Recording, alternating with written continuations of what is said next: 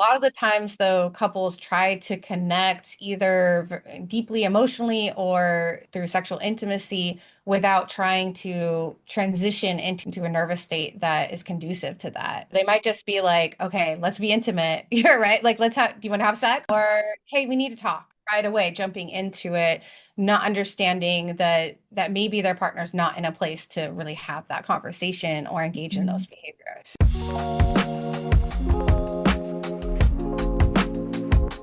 Welcome to the Owning Your Sexual Self podcast. I'm your host, Rachel Main, sex and relationship coach and therapist, and I'm so honored to have you here. This podcast was created as a space for honest, nuanced, shame-free conversations about sex, intimacy, desire, relationships, and what it really means to feel at home in your body. Whether we're talking about pleasure, boundaries, communication, healing, or the messy middle of long-term relationships, this is a place where you don't have to have it all figured out in order to belong.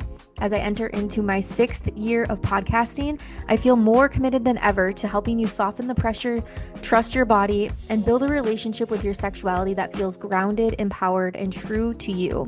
So take a breath, let yourself arrive, and know that wherever you're starting from is more than enough. Now, let's get into today's episode. Hey everyone, we're back again for another episode of Owning Your Sexual Self, and I have another fellow sex therapist on with me today.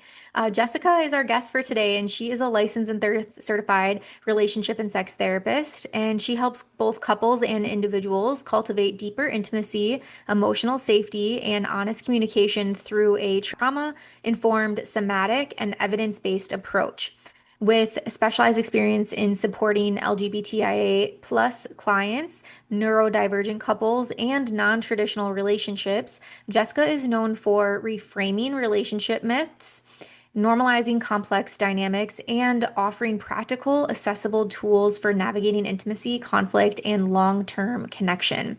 I'm really excited. We're going to dive into a lot of what couples think is incompatibility, which is actually some nervous system protection that's showing up. And when we can understand the attachment, the co-regulation, and the physiological linkage to these things, behavior then starts to make sense in the context. And really, that shift alone can change how partners see each other, both inside and outside of the bedroom. So, really excited for this to be a nice couples focused episode to help you guys communicate more, just be in tune more with each other. And so, yeah, continue listening and let us know what you think. Let's bring her on. All right. Hi, Jessica. Thank you so much for coming on to the show today. It's so good to have you. Hi, Rachel. Thanks for having me. I'm really looking forward to chatting with you today. Yeah, me too. Me too. It's been nice just chatting with you already, just as we're getting started here. And yeah, I'm really excited for this conversation that we're going to have just around the incompatibility that comes up for so many people. And I love that you shared this. This is something that a label that couples often use, that term incompatibility. And your approach to this is actually a nervous system protection. Can we jump right into it? Like, what do you mean by that? So oftentimes when couples are talking about either conflict or sexuality, that there are, clashes between the two, and they assume that's because maybe we're just not that compatible, maybe we're falling out of love, maybe we've been together too long, all these sorts of ideas. But oftentimes there is a nervous state mismatch. So they Hmm. don't necessarily realize that our thoughts, our emotions are impacted by our physiology, the way our brains are influencing our bodies. Hmm. And so we could be stuck in a sympathetic nervous state, that's that fight or flight, or we Hmm. could even be stuck in kind of like a freeze or slow-mo. So hyper arousal or hypo arousal. I know you've talked about this in your Hmm. podcast Hmm. before, right? So we're not necessarily in tune with our bodies to notice when we've made that shift. And when we've made a shift like that, then we're not in touch with our prefrontal cortex, that thinking, planning, executive functioning parts of our brains, Hmm. so that we could really understand each other. We can empathize, we can notice nuances in the conversation if we're talking about conflict, or in each other's bodies, or where we're at when it comes to sexual intimacy. Hmm. So it's just even awareness around where we're at in our bodies and the communication around our nervous state can make a really big difference. So Hmm. when I talk about the incompatibility or where they think it's incompatibility, often it's that they don't realize that their partner is either in that hypo or hyper arousal state. And so they think it's about them. I'm being rejected, or I'm not enough, or I'm not attractive enough, or something like that. But really, they just need to check in with themselves and check in with their partner. Hmm.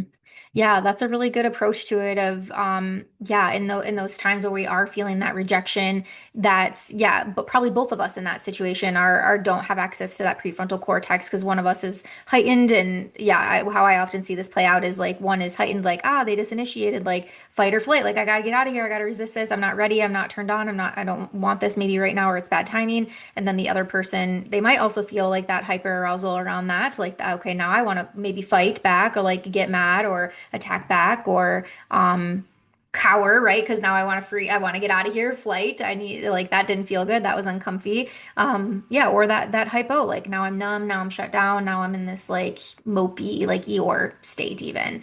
And so, yeah, that's interesting to just see like, it's present for both people, probably some form of dysregulation when this comes up. Absolutely, right. Whether it is really kind of ramping up or shutting down, either way, you might even find that you find yourself oscillating between the two, right? Hmm. So, for instance, if you are a person that experiences genital pelvic pain, right? So, sexual pain, right? Hmm. Your partner initiates, and immediately you move into that fight or flight state as you're thinking, okay, I hope this works out. I hope I don't have pain. I hope my partner doesn't feel rejected, etc. And Hmm. then as you move into the sexual intimacy, that then you kind of go down and to the other side. Hmm. And now you're sort of numbing out in order to really Hmm. cope with the sexual intimacy, which only exacerbates things because you're Hmm.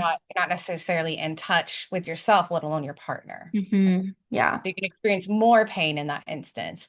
Yeah. Yeah. Because I like to call them like the bodyguards are coming online, like the protectors are coming into play, like trying to keep us from experiencing that pain and that could, yeah, either that be physical pain or emotional pain that might be coming up.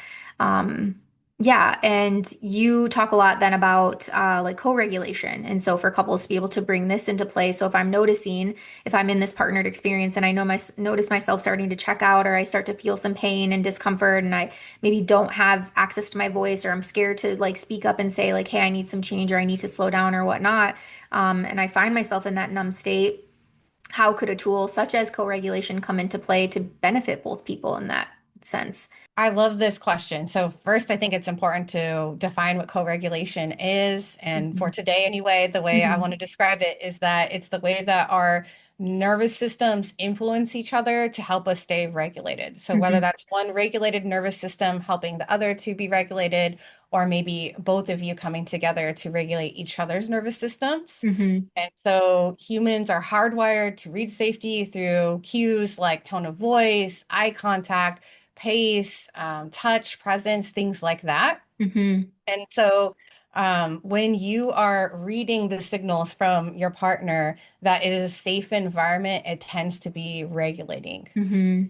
So some of the practices that you can use are around those cues. So paying attention to the tone of your voice, slowing down the pacing of your voice, slowing down the pacing of touch, Mhm. and thinking about the touch that you're using, being very intentional with that, and slowing down to just be present with one another. So maybe Mhm. that means taking time to just breathe and express where your nervous state is, which may take some practice to learn how to tune into and also how to communicate. But checking in with yourself, doing your best to communicate where you're at in your nervous system, as well as what kind of touch or presence you need right now to feel safe and connected. So Mhm. you could just stop, slow down, connect in that way.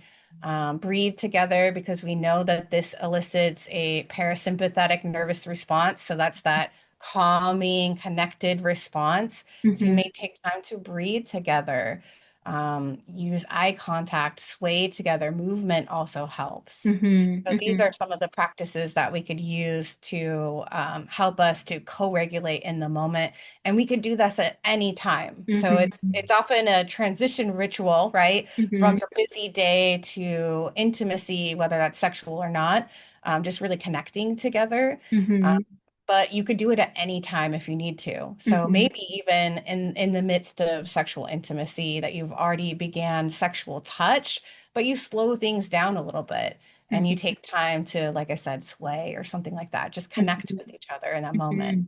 Yeah, and I like that you mentioned this as being a transitional exercise because I think sometimes when we're feeling like that dissociation happening or that dysregulation happening, we think, oh shit, right? Like this needs to stop. I'm going to ruin this moment or I'm going to ruin what we have here. But just even in the way that you were just describing, I'm like, this co-regulation could be like so sensual and so erotic, even like an experience to be able to have together. It reminds me of like the world of Tantra, right? Like using eye gazing and breath work and movement and sound and all of that in the space of intimacy. And so, yeah, I think if we can help people or anybody's listening, like really get creative in how that, yeah, like just how that can look for people. It doesn't have to be this, it's too much. Like we need to stop it, right? Like, that can be that transition, that ease into something else. And yeah, for the person that's listening that is supporting somebody through dysregulation, that's such a gift that you can give them, especially if you are feeling safe in that moment, to be able to lend your nervous system to somebody that is feeling activated or is not feeling safe in their body, their experience, their emotion, whatever is coming up for them. And honestly, when the nervous system settles, closeness and erotic responsiveness become more available, right? Hmm. Hmm. So it really is a prerequisite for that type of connection as Hmm. well. Yeah.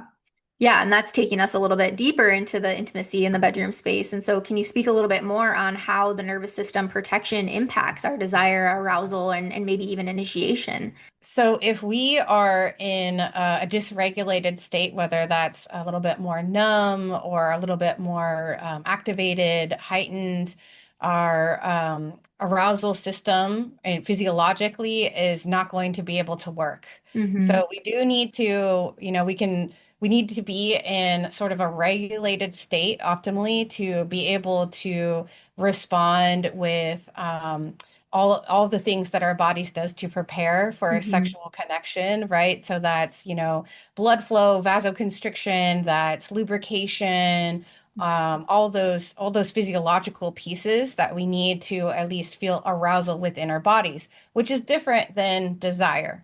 Right? They're Hmm. related, but they're different, right?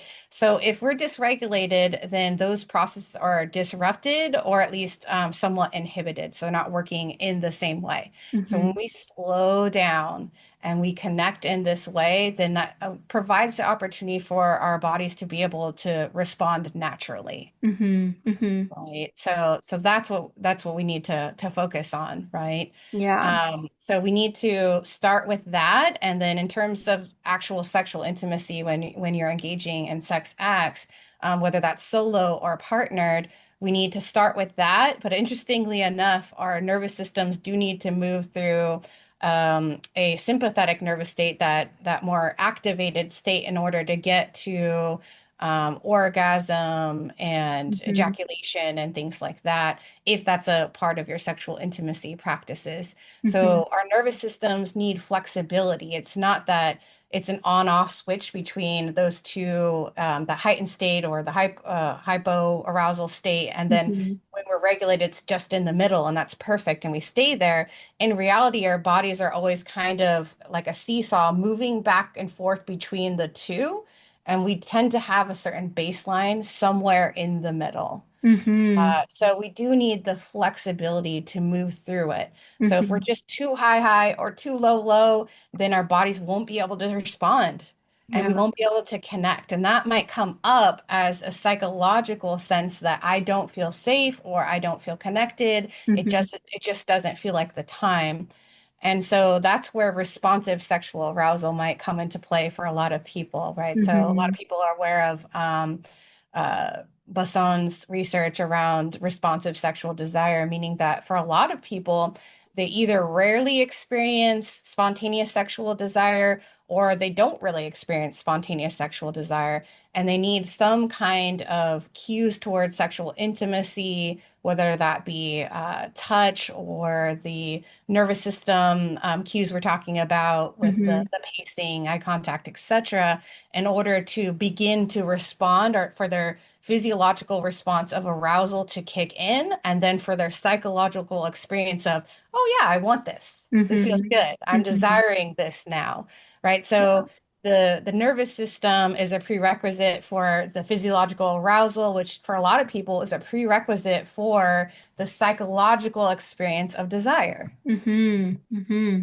I love that. That was such a good point that you made too. It was like it's like we want to start in that regulated state, where we're in that rest and digest, we're in that good, we're regulated, we're aware, we're feeling safe. And then I like that you put voice to it, is like as things get going and ramping up, we're going to be back into that fight or flight, right? Like that more hyper active state. But it's difference in like it's like I still want to be here. It's not like fight or flight coming up and like I got to get out of here. I need to fight back. It's like it's that heightened state of the nervous system that yeah, am I saying that right? Like is there truth to that? Like I can be in that heightened state and still feel safe there.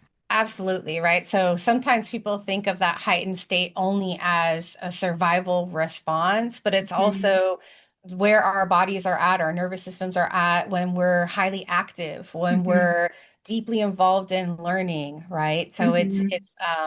it's ready for movement, it's ready for awareness. So certainly in that state, we Mhm. can be really happy to be there and it feels good. A Mhm. lot of the times, though, couples try to connect either deeply emotionally or through sexual intimacy without trying to transition into a nervous state that is conducive to that. Mhm. So Mhm. they might just be like, okay, let's be intimate. You're right. Like, do you want to have sex? Right? Let's do Mhm. it. Yeah. Or, hey, we need to talk, Yeah. right? And right away jumping into it, not understanding that maybe their partner's not in a place to really have that conversation or engage in those behaviors. Yeah. Yeah, like working on that attunement first. I would couples and people that I'm working with, I often recommend like before coming together with the conversation, having a check-in, either a red, yellow, green light, and like where is the energy at? What are we feeling? Like what are we bringing in into this conversation or into this discussion? And then starting with something like co-regulate, like breathing together, eye gazing together, rocking, swaying, sharing a slow dance together, a long hug, anything like that.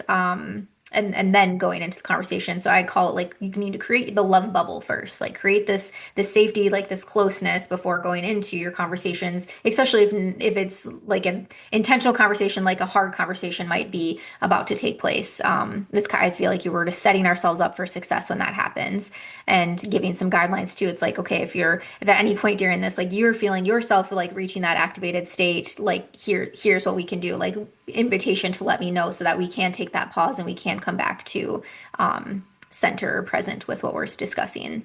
I love what you mentioned there, where you're building it in for that Hmm. as well. Hmm. That's sort of the expectation that might come up and it's okay, rather Hmm. than there's something wrong simply by stopping to check in or slowing down. I also really love that you mentioned the red, yellow, green light, right? That comes from the kink community, and they Hmm. do Hmm. consent and trust and checking in so well. Hmm. And so it's baked in already to their negotiations often. And Hmm. so that's something that we could all really learn from and benefit For from. sure. Yeah, I say that all the time. I'm like, you want to get really good at boundaries, go into a kink space, or you want to learn really well like what consent looks like and like go into a kink space, go to a sex party, go to like something like this. Like you will see it laid out like that. I want to take a quick moment to share something simple that can help support your overall health and your sexual health too. You may have heard me say previously hydrate, meditate, and masturbate. And today we are talking about the first one of those three, hydration. Hydration is one of the most overlooked foundations of how our bodies function. When we are even mildly dehydrated, it can affect our mood, our energy, circulation, and how connected we feel to our bodies. All of that matters when it comes to desire, arousal, comfort, and pleasure. Hydration supports blood flow, tissue health, and natural lubrication, which plays a huge role in how responsive and comfortable your body feels during intimacy.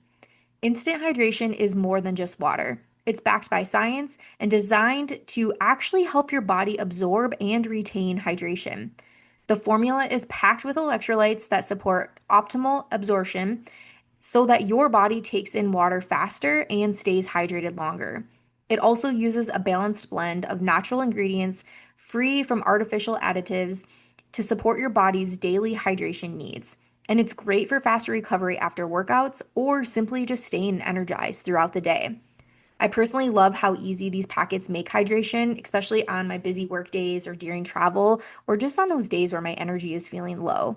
And if you're curious, my favorite flavors are raspberry, cherry limeade, and mango pineapple. So if you're looking for a simple way to support your energy, your body, and your sexual well-being, this could be a great place to start. You can use my code Rachel33826 to save 40% on all instant hydration packets.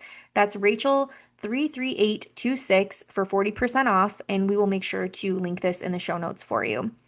Supporting your sexual health does not always start in the bedroom, everyone. Sometimes it just starts with some simple hydration. It looks like you're doing work that includes the LGBTQIA plus population as well as the neurodivergent population and more of those non-traditional relationships. Does any, yeah, I feel like I'm giving you a softball here. Like, does this work any differently for people than if I'm neurodivergent, if I'm not neurodivergent, if I'm lesbian, if I'm gay, if I'm trans, like does our nervous systems look different based on who we identify as people?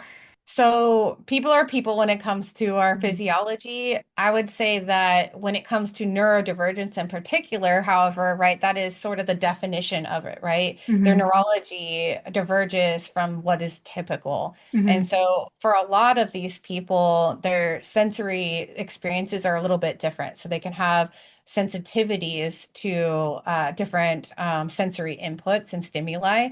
So they Mhm. could get dysregulated a little bit easier, quicker in some cases because they become overstimulated, for example, right? Mhm. Um, in the sexual context, for instance, it may even get a little bit tricky. So it's not just about maybe there's too much noise or stimulation, right? It could be something different, like the sense of wetness or something like Mhm. that, right? Mhm. Try to engage in, at least when it comes to penetrative intercourse, right? Try to engage in that without any kind of wetness. It's difficult, Mhm. right? So often there are interventions for working with that. Mhm. When it comes to the kink space, then you have to be even more attuned to the nervous state. If you're engaging in, say, a scene, let's say a kink scene where you're Mhm. engaging in those behaviors, right? Even more important to check in, and that's why it's already baked into the Mhm. consent and negotiation processes in the kink space. So Mhm. it can look a little different because you are intentionally trying to elicit certain responses in the nervous system that are a little bit different than in typical sexual intimacy, like when it comes to like pain and things like that, for instance, Mhm. right? Or like temperature play, things like that. Yeah. Yeah, thanks again for sharing that. And this just, I talk about this often on the show of like how important it is to bring curiosity into our experiences and not assuming that people are going to be all the same. So the people that I'm having sex with or even talking with, like that they're going to be reacting and responding in the same way that I will, and looking at that as, not that they're wrong, just that they are different, right? They have a different experience to this. And so when we can approach that with that curiosity, so if I have a partner that's like, whoa, I'm like really overstimulated, or ooh, things are like too wet. That's like, okay, like tell me more. Like, what do we need to do here, right? It's not like that shame and blame that we're placing on them. Absolutely. Curiosity is so important and not making jumping to assumptions. So I know a dungeon owner who likes to tell people that come in who he educates, when people say, "Oh, I'm up for anything," right? Hmm. Then you push the boundaries and you let them know, "Okay, so I could cut off your arm." Yeah. Yep. Right. But there are some what we call edge play, some extreme practices. So like scarification, right? Where you're like scarring your partner, right? Hmm. You don't just jump right into that with a new partner anyway. And it really is sort of less common even in the kink community, in the kink space, right? Hmm. But you really want to be very intentional.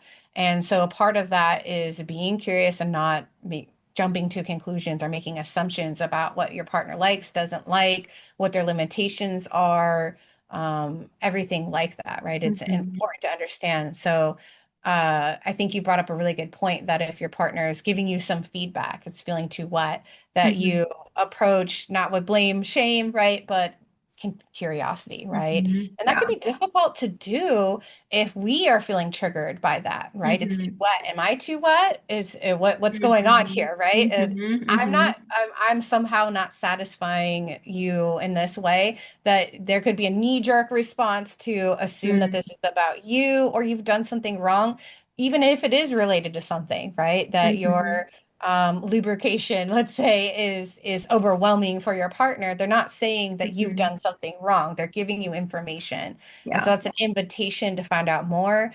And it's actually, it really speaks to the relationship that they feel comfortable enough to share that with you in that moment. Mhm. So you could take it more as information and that it's trust building, and you can learn more about your partner by Mhm. asking those questions. Mhm. Yeah, absolutely. What are some other relationship myths that you really like to challenge in the work that you do?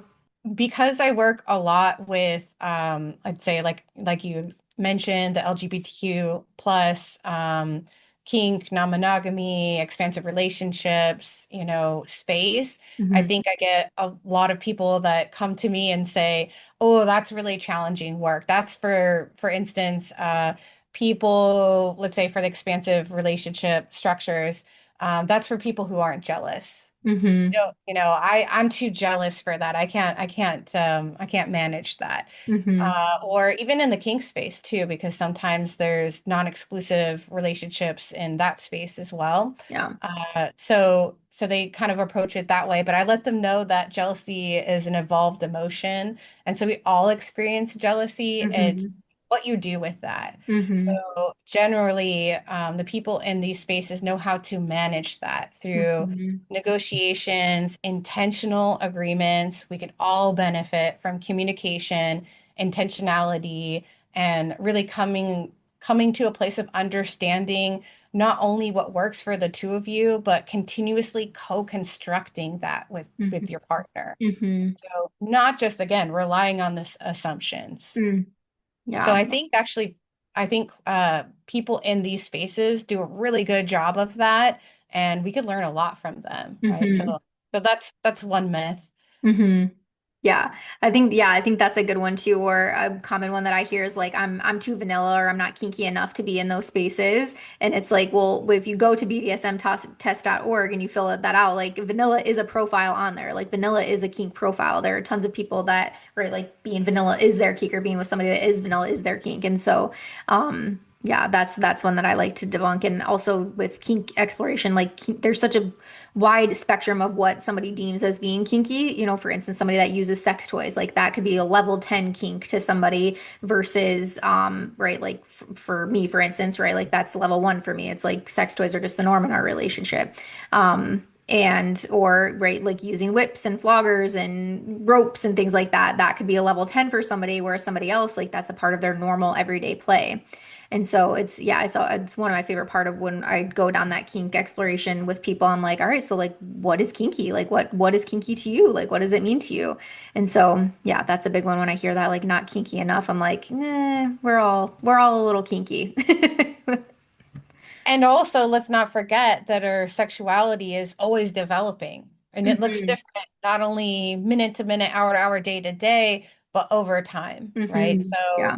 our interests can shift, our orientations, whether that's sexual or their relationship or their orientation towards kink practices can change Hmm. at any point. And I'd say, if you are very vanilla, exposing yourself to, that kind of education, or even going to observe, let's say, at a lifestyle party or a dungeon or something like Hmm. that, won't make you kinky. It won't turn you kinky. Yeah. Turn Either it turn you excites you kinky, or it turn you doesn't. gay. Yeah. Right. Or turn you gay, something like that, right? Yeah. That won't happen. But what you could possibly do is learn something, Hmm. and it may actually excite you. Hmm. And Hmm. something that doesn't maybe excite you today might tomorrow. So Hmm. maybe being open-minded to that sexual development over time Hmm. is helpful. Yeah. And I think that's like also so important in relationships too. It's like what's on the menu today? Like what's the flavor that we're going for today? Because you're right. Like one day it might be like I want like a soft sensual experience, and the other day I might next day even like I might want to be tied up. Like I might want to have some spankings or have some ropes on me. And so yeah, I think that's super important to be able to check in, and also the conversation of capacity too. So going back to kind of nervous systems, like what do we have capacity for? In our intimacy space today. And I love that you brought up rope bondage too, because that's Hmm. a perfect example of really the spectrum of interest versus behavior and engagement in that area. Hmm. So there's a big overlap between the LGBTQ plus community and the expansive relationship community and the kink and BDSM communities. So Hmm. because of that overlap, you might find yourself exposed if you're in the one of those communities to the others, right? Hmm. So there are people who are engaged in rope bondage, for example, who love the artistry and technique of it and Hmm. love the community, but for them, it doesn't necessarily do anything for them. But maybe Hmm. it does for their partner, right? And so it's Hmm. something that they're open to and provides some variety and some spice, like you said, right? Hmm. You're into different things at different times, but Hmm. it doesn't necessarily mean that you have to be gung-ho about it or jump into it or that's your favorite kink, if that Hmm. makes sense. Hmm. Yeah, absolutely. Yeah. And thank you so much, yeah, for coming on again today. I really think this conversation is so powerful because it really takes couples out of that blame place, and more into that understanding. And I really think that that alone can just create so much more compassion, and connection between people. And so I know that you practice out of California, but if people are wanting to learn more about you or connect with you, how can people connect with you? Yeah, if you want to work with me as a therapist, you do need to be in Hmm. California. But I do have some resources on my website, workshops that I offer, things like that. So you could reach me at on Instagram at Jessica Idoine. So that's Jessica, Jessica, Idoine, Idoine, and also at EC Retreats. So I have two different handles there. And then also at my website at jessicaidoine.com. Amazing. Yeah. Well, thank you so much. And as we wrap here, is there one final word or encouragement that you would like to give listeners that are on with us today?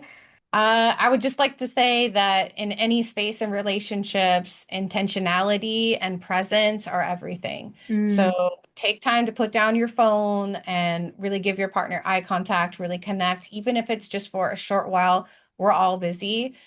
So that will help you have the closest relationship, the best sexual intimacy you can, all the things that mhm, you could think of in relationships. It starts with really connecting with your partner, being present and being intentional. Yes, ditto. Thank you again so much for coming onto the show today. It was really a pleasure having you. Thank you for having me on, Rachel. Thank you so much for spending your time with me today on the Owning Your Sexual Self podcast. If today's episode resonated with you, I invite you to pause and notice what stood out, what stirred something in you, or what you might want to explore a little bit more gently this week. If you'd like to support the podcast as it continues into its sixth year, subscribing, leaving a review, or sharing this episode with someone that you trust and love truly, truly means the world to me. It helps these conversations reach more people who need permission to feel less alone in their sexuality and their relationships.